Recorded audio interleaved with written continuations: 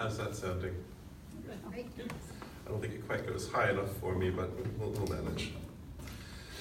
Also want to remind people, after the talk today, we have over there some stickers and some Sharpies. If you opt to do so, you may write the word hug on a sticker and stick it on your heart, and people may then ask you for a hug. Please do ask, don't just grab people and squeeze. We like consent. But if people have that sticker, they are actively consenting to be asked for a hug. So we're going to talk about meditation today. I'm going to start with what meditation is not, okay?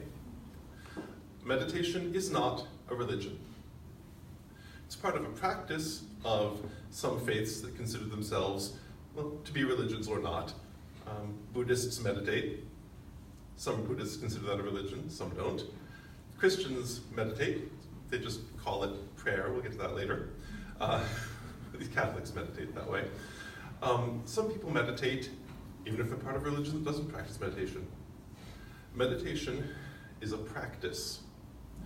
What else is meditation not? It's not woo-woo. Meditation is not some ancient Eastern mystical practice that you have to be initiated in. Meditation is a skill that you can learn that has benefits for your body and your mind. So what is meditation? Meditation is a practice, it's a skill, it's a thing you do. It's not a faith, it's not an idea, it's not a belief. It's something you actually sit down and do. So let's talk about some different types of meditation. One of the nicest things about meditation is that there isn't just one kind. There are a whole bunch of kinds of meditation, and they all have largely the same effects. There's some recent research sort of nuancing which types of meditation are best for what, but pretty much all of them have the same basic effects. And because there's so many different kinds, it's pretty easy to find one that you find more tolerable than the others. You might wonder why I say more tolerable. That's because the best meditators I know hate meditating. In fact, everyone hates meditating. In many ways, meditation is a practice in tolerating extreme boredom. It's not very interesting to meditate. It's not like skiing downhill or eating a gourmet dinner or hugging someone you love. It's basically sitting around not doing anything. And the people I know who meditate a lot talk about the fact that it's not much fun. They do it because of the benefits. People meditate because meditating is worth between 10 minutes and an hour of extreme boredom every day. So let's talk about some of those benefits of meditation. Well, one of the benefits is it changes the structure of your brain in useful ways. For example, there was an MRI-based study recently demonstrating that the act of meditating causes increased growth in the cerebral cortex in areas having to do with attention and memory. Speaking as someone with ADD, I find this to be a very compelling reason to meditate. It also means that it probably has a protective effect against dementia. In fact, this is the same sort of cortical thickening, that's a fun phrase. It's the same sort of cortical thickening as is observed in the parts of the brain responsible for fine motor skills and music in musicians and larger physical motions in athletes. So you practice, then you get better at it. It turns out that what you are practicing when you practice meditation is attention and memory, which is kind of odd given that what you're doing when you're meditating is pretty much not thinking, not remembering. I had meant to bring two books to wave around today. I remembered one of them, clearly I need to do more meditating. They're both by a guy named Brad Warner. One of them is, well, the first one is called Hardcore Zen, because Brad Warner is a ex-punk rock musician, Japanese monster movie maker, and ordained Buddhist priest. The second book, which is a series of commentaries on Dogen's Treasury of the Right Dharma Eye, or Shobogenzo, is called Sit Down and Shut Up, which is the best title for a book on meditation in the history of the world. Because one of the most straightforward and classic forms of meditation is to sit down and shut up. There's a thing that you'll hear possibly called sitting zazen. It's the classic form of meditation in Zen Buddhism, sitting zazen. And in one of these books, Brad Warner talks about what sitting zazen means. So, zazen, it turns out, is a Japanese word meaning seated meditation. So when you're sitting zazen, you're sitting seated meditation. Zazen comes from the Japanese word za, meaning sitting, and a Sanskrit word zen, meaning sitting. So when you are sitting zazen, you are sitting, sitting, sitting. I'm going to read you a little quote here. And I want to be very clear here that, I'll save that quote for just a little bit here. So, why sit? The answer is, when you're meditating, you're deliberately trying to get out of sitting too much with your own thoughts, by sitting too much with your own thoughts. Sounds a little paradoxical there. Well, why would we want to not sit with our own thoughts? There are a number of mental illnesses which are exacerbated, made worse, by what's called excessive rumination. Rumination is what cows do when they chew their food, swallow it, let it spoil for a while in their stomachs, spit it up, chew it again, swallow it, spit it up, chew it again, swallow it. That's rumination. In the context of thought, rumination is going over and over the same thoughts. I do not know how I'm going to get enough money to pay the mortgage next month. Crap, I'm like $1,000 short. I could lose the house. How am I going to pay that mortgage? There's no way I can pay it. I'm already working as hard as I can. I can't get another job before then. I'm $1,000 short. How am I going to pay them? That's rumination. It doesn't actually solve any problems, but boy, can you spend a lot of energy realizing you can't solve them. Excessive rumination is implicated in depression and in anxiety and in a number of other disorders that escape my insufficiently meditated memory at this point. But it's generally bad for people. Meditation helps you stop excessive rumination. And now I'm going to read this quote. You might say that there are two basic kinds of thought. There are thoughts that pop up unannounced and uninvited in our brains for no reason we're able to discern. These are just the results of previous thoughts and experiences that have left their traces in the neural pathways of our brains. You can't do much to stop these, nor should you try. The other kind of thought is when we grab onto one of these streams of energy and start playing with it, in the way your mom always told you not to do with your wee-wee in front of the neighbors. We dig deep into these thoughts and roll around in them like a pig rolling in its own doo-doo, feeling all that delicious coolness and drinking deep of their lovely stink. To practice thinking not thinking, all you need to do is ignore the first kind of thoughts and learn how not to instigate the second type. This is easier said than done, of course, but get into the habit and it begins to come naturally. That should give you some idea of what you're going to find in this book. It's absolutely wonderful. It's much easier to read than any other book I've ever encountered on meditation, because it's funny and it's irreverent and it's practical and it's very vivid. There's a thing that psychology calls intrusive thoughts. And intrusive thought is one of those thoughts that comes along and makes you think it, sticks itself into your mind. A lot of people have the false belief that those intrusive thoughts are them. After all, they thought it, right? Okay? I'm going to make you all think a horrible thought. Ready? I want to kill my mother. Every single one of you just thought, I want to kill my mother. Think about it. I can make you think things. Right? God is love. I'm trying to be really transgressive here. Okay? You all just thought God is love. Did you believe it? No. Is it you? No. It's just a thought you thought. There's a famous quote by, I forget who, don't believe everything that you think. It's really good advice. We are not our thoughts. We are, by some people's standards, our actions, but we're not our thoughts. But it does turn out that we can put our attention on different thoughts. I'm going to tell a quick personal anecdote here. It's about one of the benefits I got from meditation. My entire life, I have struggled with suicidal ideation. Suicidal ideation, for those who aren't familiar with it, is not a plan to kill yourself. It's not, it's not thinking that suicide is good. Suicidal ideation is just having thoughts about suicide. Thoughts like, I'm worthless and I should die. I hate myself and want to die. It's not much fun to have those thoughts. It has nothing to do with if you do anything with them. It's really painful to have thoughts like that. And whenever I started going through a depressive episode, I'd start having those thoughts, and I'd spend a lot of time thinking about the fact that I was having those thoughts. Oh God, there comes the depressive ideation again. Now I'm in for another month of hearing that stuff in my head, on and on and on. I wish I weren't thinking all these thoughts about suicide.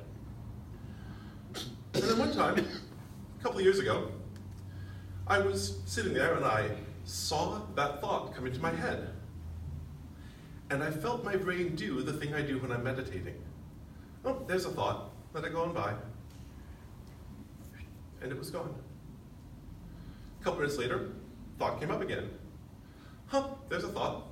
Let it go on by. It took about 2-3 days of doing this, and I stopped having suicidal ideation, intrusive thoughts about suicide. I didn't try not, oh God, don't think of the pink elephant, don't think about suicide. That trick never works, as they say.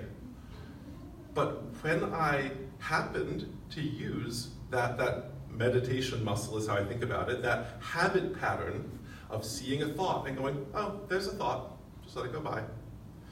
When I happened to use that on intrusive suicidal ideation, it stopped being a problem. And it hasn't been a problem since. A couple of times since then, I've had that thought come into my head, I'm worthless and I should die. And I go, oh, there's a thought, let it go by. And it goes by, and I go back to doing whatever it is I'm doing. The reason I meditate is largely, in my case, because it gives me control over intrusive thoughts. It is training in controlling which thoughts, which of these words, phrases, ideas that come through my brain, I put my attention on. Because there are lots of ideas flying through our brains all the time. Did I remember to turn the stove off when I left the house?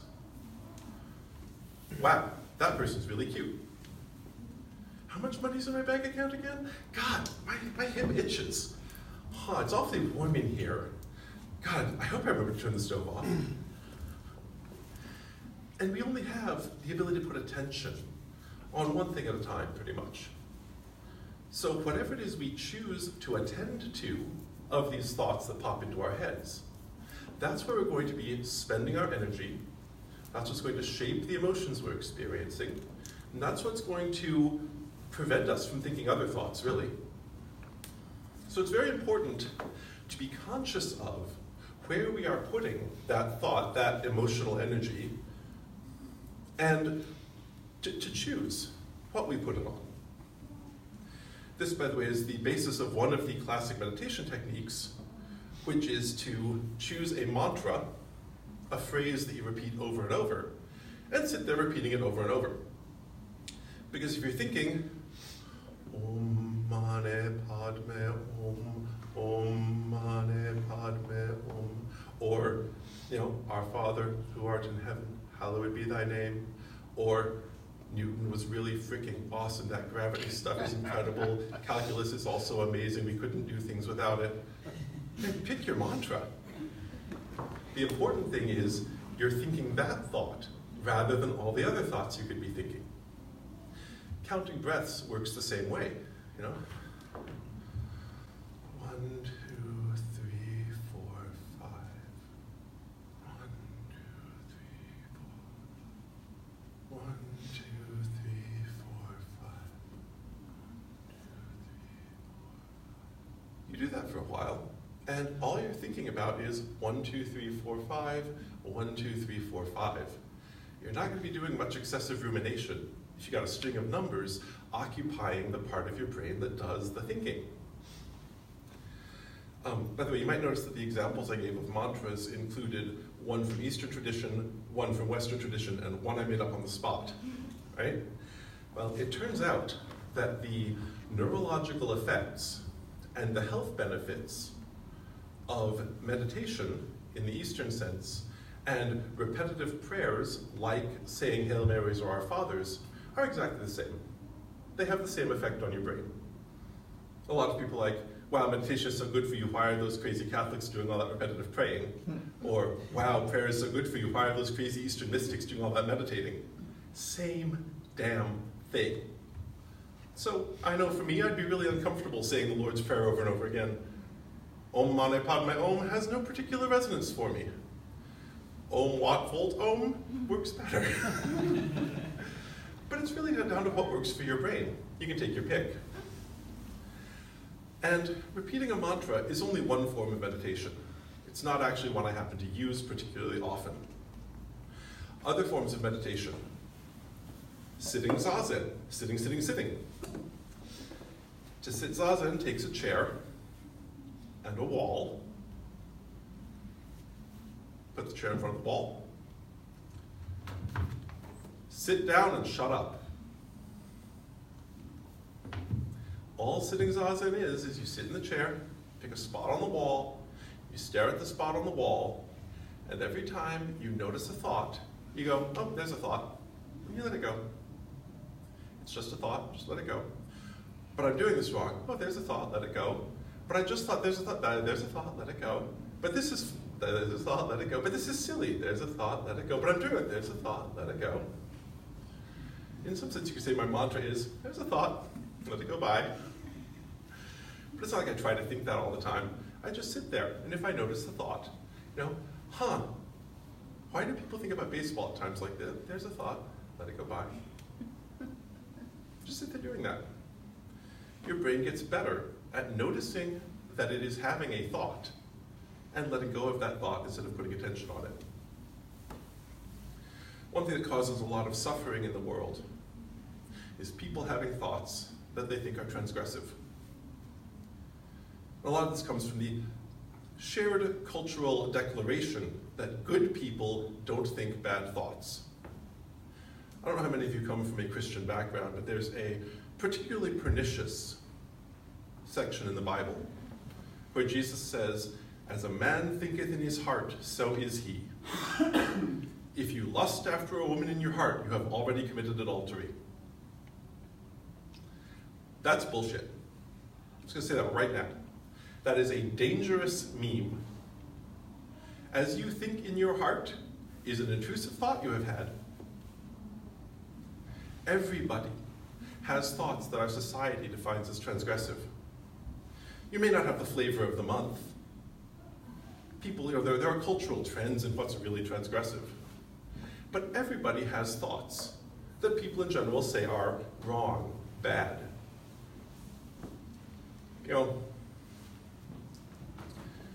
Turns out our brain actually has circuits dedicated to figuring out the worst possible thing we could say in that situation. People with Tourette's syndrome don't just say obscenities. They say targeted obscenities that are designed to be the worst possible thing they could say in that situation. Because what's happening is not they have a compulsion to say obscenities. What's happening is they have a compulsion to do the thing that the part of their brain that's normally wired for inhibition says they must most inhibit. It's kind of a horrible thing to have your brain do to you, actually. So your brain has circuits designed for figuring out the worst possible thing you could think, which pretty much guarantees that every single one of us has had a thought that makes us go, oh God, did I really think that? That's horrible. Yeah, you really thought that. So did he, so did she, so did they. But because people have this false belief, at least in our culture, that what you think is who you are, we all feel shame. We all imagine that we're the only person who ever had that thought. Surely nobody else actually thinks about barbecuing babies. You've now all thought about barbecuing babies, you sick, sick cannibals, you. But don't be fooled into thinking that you're the only person who thinks those thoughts. There are lots of people who think those thoughts, and they'll also all lie about it too. The trick is accepting that the thoughts you think aren't you. And meditation can really help with that. Third kind of meditation is loving-kindness meditation.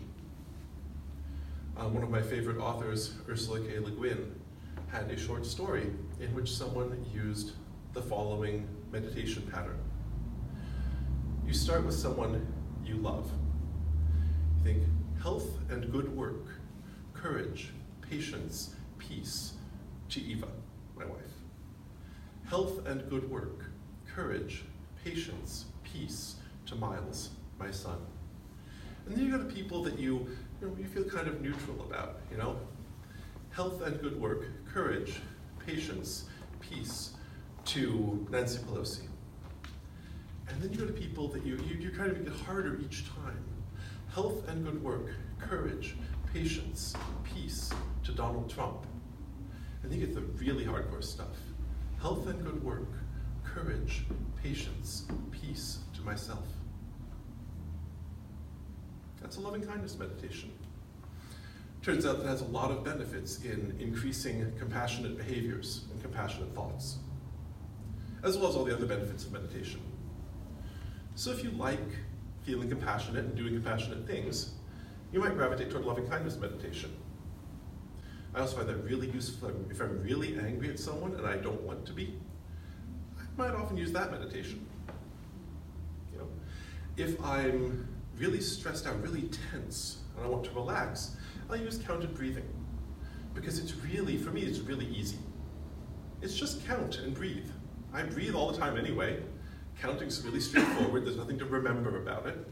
So it's a really good relaxer for me. When I was demonstrating it a few minutes ago, I could feel my shoulders lowering down as I relaxed. The reason that I practice seated meditation is that it's hard. Seated meditation, for me, is extremely boring, and I have a really hard time not having my head fill up with unrelated thoughts. So for me, seated meditation is like going to the gym and lifting weights. It's a lot more work than just going for a walk. They're both really good for you. Aerobic exercise is good for you, and resistance training is good for you. For me, really lifting really heavy weights that are really hard for me to lift, it's really good for me. So I do the same thing in meditation. But if you like something really simple and easy, try counted breathing. Try mindfulness meditation. Try a loving-kindness meditation. There's another kind of meditation called mindfulness meditation, which consists simply of noticing your sensory input. So you might notice that you're looking at someone standing in front of the room in a rainbow shirt. You might notice that the seat is pushing up on your butt. You might notice that your hands are folded in your lap. You can feel one hand against the other. You might notice that there's a bit of an echo in the room. You might notice that someone is speaking. You might notice that your glasses are pushing in on your nose. You might notice that your hair itches. You might notice that your feet are pushing into the floor. And just sitting there and noticing your sensory inputs. That works really well for some people. The trick is, try the different kinds of meditation until you find one that you can do without a great deal of distress. And then do that kind of meditation. It doesn't have to be for very long. Try a minute. Try spending 1 minute a day meditating. That's an amount of time investment that I think most of us can afford. If you can't, go for 30 seconds of meditation once a day. Once you can reliably keep your butt in the chair for 30 seconds or a minute, go to 2. One thing I found is that meditating for 10 minutes is not 10 times harder than meditating for 1 minute. It's maybe twice as hard. Because once I get into a meditative state, I don't really notice time passing. What makes time pass is the stuff we do in it. So if I'm busy thinking about what I'm going to eat today, or whether I'm going to be on time to work, or whether I can pay my mortgage this month, those all fill up the time. They all make me aware of the passage of time. The more my mind is blank, the less I'm going, God, has it really been only a minute that I've been doing this? I've got 9 minutes more to go. By the way, that's a thought. You can just let it go by. It's a thought that's very hard to think when you're actually reciting a mantra. Just a note there. But I've gotten up to 10 minutes a day. By the way, I'm terrible about meditating, just so we're clear on this. I am not someone who regularly meditates for an hour a day. I don't even manage 5 minutes a day. But, you know, I have in the past, and the benefits, at least in my experience, are very long-lasting. I still have the awareness of what it feels like to not put my attention on an intrusive thought. Mostly when I meditate these days is when I'm angry. The other day I was really mad at my son for something he'd done. And I knew if I talked to him about it, I'd yell or I'd say something mean. So I went and sat down at the table. And I just meditated. Stared at the wall, meditated. And for the first minute or two, every second, God, I can't believe that Miles, I am so mad at Miles I can't believe he did that.